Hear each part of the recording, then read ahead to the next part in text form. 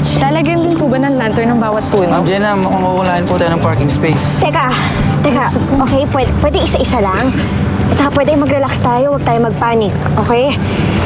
Eto, Ruby, gusto ko i-mount mo yung stage doon para magamit natin yung likod as dressing room at saka para sa mga performers, waiting area nila. At ikaw naman, Roda, gusto ko punuin mo to ng mga ilaw. Gusto ko lahat to puno ng lanterns at gusto ko na maliwanag yung buong paligid, okay? Bobby, kausapin mo yung security at magtanong ka ng pwedeng parking. Sige po, ma'am. Yun, okay, naintindihan nyo ba? Okay po, ma'am. Okay, good. Sige na, gumalaw na tayo. Tara na. Naku, ano ba? Ano pa bang kulang? Food, stage,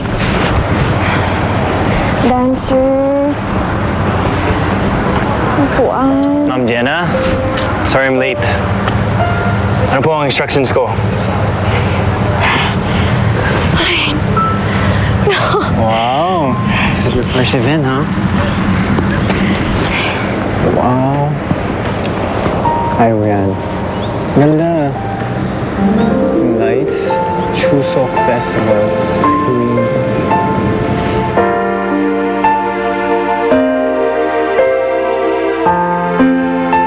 Kinakarir talaga nung gagang yan yung project na binigay sa kanya ng papa, oh. Eh, akala ko naman kasi, kukumbinsin niyo si Lolo na hindi kaya ni Jenna yung project. Eh, as usual, kinampihan ng lolo mo si Jenna.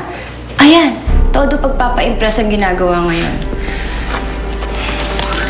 So, what do we do now? Siyempre, tuloy pa rin yung plano. Kaya oras na para puntahan mo si Benjo. Dahil siya magiging alas natin sa pagsira sa event ni Jenna.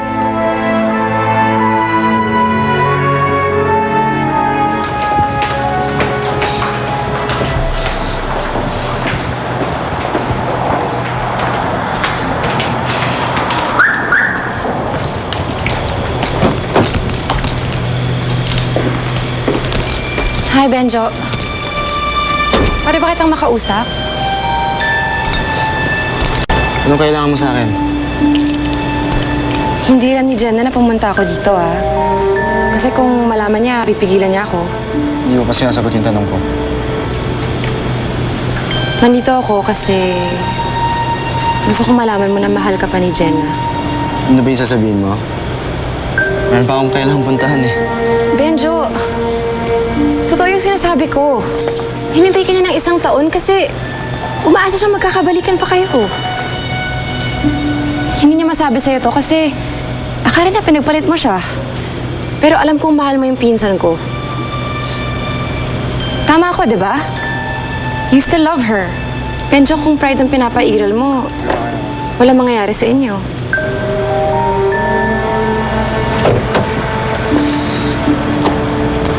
Alam mo, Ivy, sinayin mo na yung oras mo pagpunta dito. Huwag ka nang umasa na magkakabalikan pa kami ni Jenna.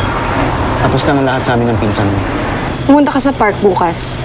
8:00 ng gabi. Darating si Jenna. Hihintayin ka niya.